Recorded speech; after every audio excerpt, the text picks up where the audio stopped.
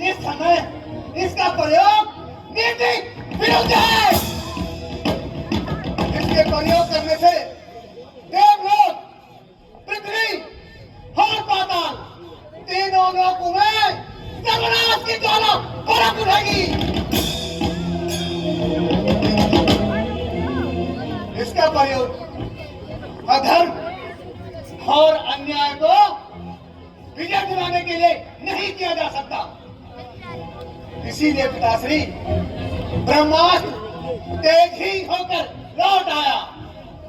फिर उसके उपरांत मैंने महादेव का वो त्रिनेत्रधारी पाशुपात अस्त्र उसे चलाया। पिताश्री वह पाशुपात अस्त्र लक्ष्मण को प्रणाम करके कहीं लुप्त हो गया। फिर उसके बाद मैंने भगवान नारायण का वो अमोघ चक्र जो कि त्रिलोकी की अंतिम शक्ति है उसे चलाया। किंतु पिताश्री वह नारायण चक्र लक्ष्मण की प्रदक्षिणा करके गगन मंडल में कहीं लुप्त हो गया। यह अंतिम प्रमाण था पिताश्री, जिससे मुझे ज्ञात हो गया कि वह नर नहीं साक्षात नारायण का अवतार है। और तुम अपने पिता को उपदेश देने आ गए कि हे पिता, जो तुमने अपनी विजय का डंका बजाकर तीन लोगों में अखंड सम्राट खड़ा किया है,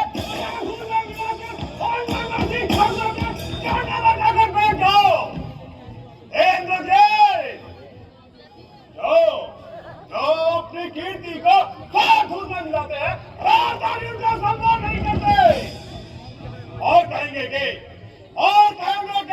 रावण ने मृत्यु के भय से प्रजा स्वीकार कर लिया है। इंद्र जी,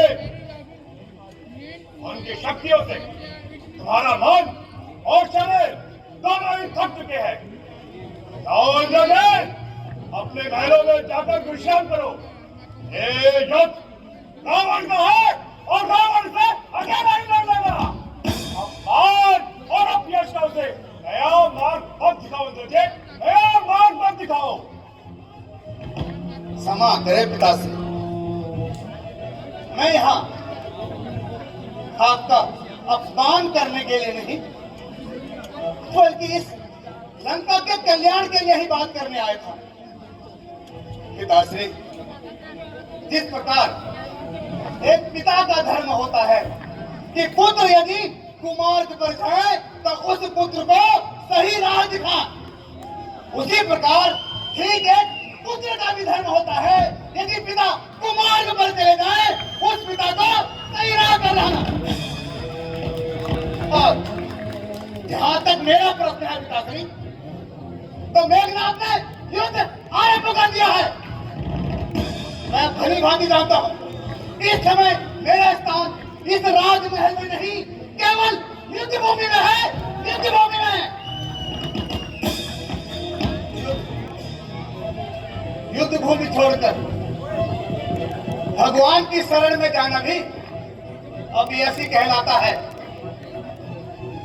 क्योंकि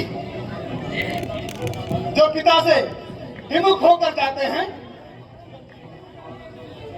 भगवान भी उनका आदर नहीं करते पिताश्री। इसीलिए मैं एक वीर के भांति भगवान के हाथों मरने जा रहा हूं। यदि राम मुझे तीनों लोगों का राज्य भी क्यों न प्रदान कर दे तो भी मैं युद्ध से भागे हुए कायर की संज्ञा लेकर जीवित नहीं रहना चाहता।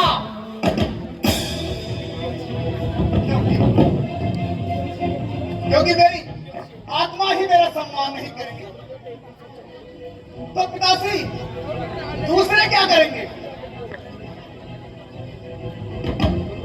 पिताश्री, आप मुझे आशीर्वाद दीजिए पिताश्री कि यदि युद्ध भूमि में मेरे लिए मृत्यु भी लिखी है तो मैं इस प्रकार अपनी शान के साथ बोलूं भी मेरी वीरता की प्रशंसा में नतमस्तक होने को विवश हो जाए।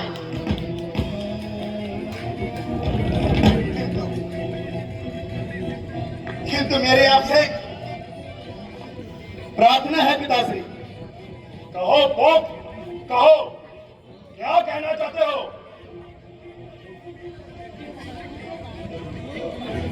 पिताश्री, यदि मैं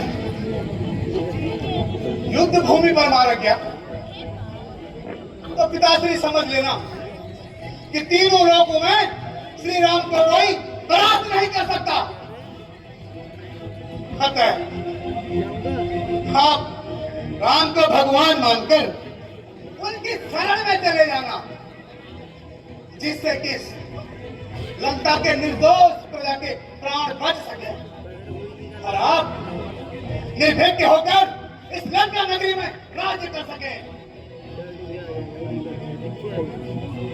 नहीं नहीं पुत्र, तुम जैसे एक प्रतापी प्रगणमय पुत्र को खोकर लंका का राज्य रावण के किस काम का? पुत्र, केवल केवल जय और विजय की बात करो पुत्र, जय और विजय। हाँ पुत्र, तुम्हारी जय हो। प्रणाम पिताश्री।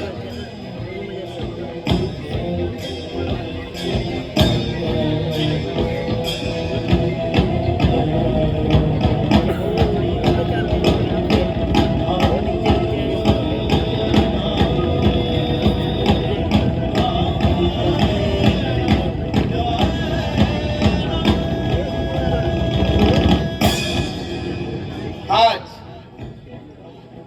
युद्ध भूमि पर या तो मेघनाथ का अस्तित्व ही समाप्त हो जाएगा, या आज के बाद मेघनाथ इंद्रजीत के बाद अब लखनजीत कहलाएगा।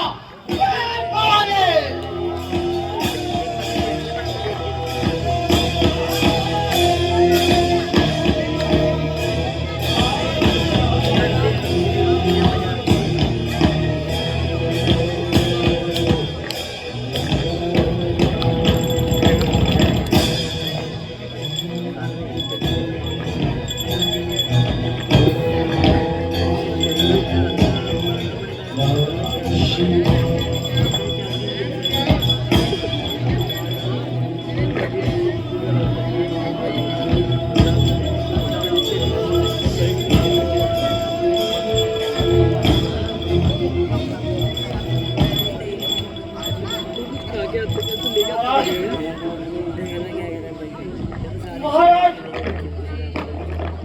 राज, कहिए। महाराज, महाराज क्या प्रयास? महाराज क्या? महाराज, इंद्रजीत, इंद्रजीत क्या प्रयास? इंद्रजीत क्या? महाराज, कहिए, कहिए, कैसे मारा मेरा पुत्र इंद्रजीत ने? महाराज क्या? महाराज, नहीं प्रयास, नहीं, नहीं प्रयास, देखो कि ये झूठे प्रयास, ये नहीं हो सकता। नहीं महाराज, हमारा इंद्रजीत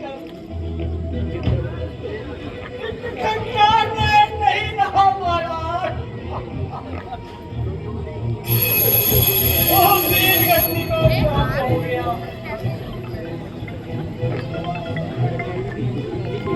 हे महादेव, मेरा पुत्र इंद्रजीत मारा गया।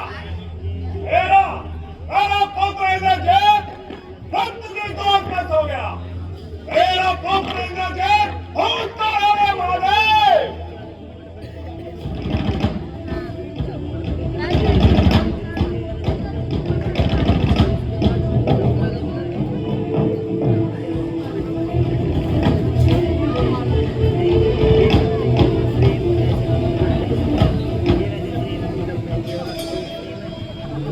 स्वामी, स्वामी, मेरा पुत्र इंद्रजीत स्वामी। इस प्रकार आंसू बहाकर अपने पुत्र की वीरता को छोटा मत बनाओ महारानी, छोटा मत बनाओ। हमारा पुत्र राष्ट्र सुरक्षा हेतु वीर गति को प्राप्त हुआ है। इस प्रकार आंसू मत बहाओ महारानी, आंसू मत बहाओ। तुम सब जाओ और पुत्र के अंतिम यात्रा की तैयारी करो।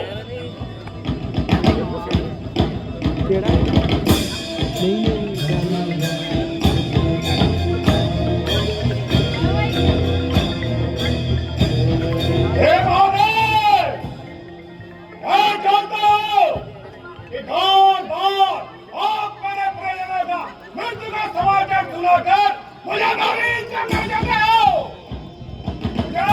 मुझे मेरे अहंकार का दंड देना चाहते हो। और सुन लो महादेव, रावण दंड में उसी कर्म से भोगेगा जिस प्रकार शक्तियों को भोग किया है। रोगी है शक्तियां, आपने मुझे दान में प्रदान नहीं की है, विरोध किया है मैंने, कठोर तक किया है, तो क्या आपने मुझे यह शक्तियां प्रदान की है। और आपकी माया के प्रभाव से किसी भी मनुष्य में इस प्रकार की शक्ति आती है तो उसमें अहंकार आ ही जाता है। हे महादेव, इस रावण ने यज्ञशाला में अपने शीशे को काट कर समाप्त किया है। आज उसी का पुत्र उसी यज्ञशाला में किसी के छल से महादेव, किसी के छल से मृत्यु को वर्ण हो गया। ये सब आपने रावण को दंडित करने के लिया। ठीक है महादेव, अब वो राम की देख लेगा कि रावण से युद्ध करना कितना कठिन कार्य है।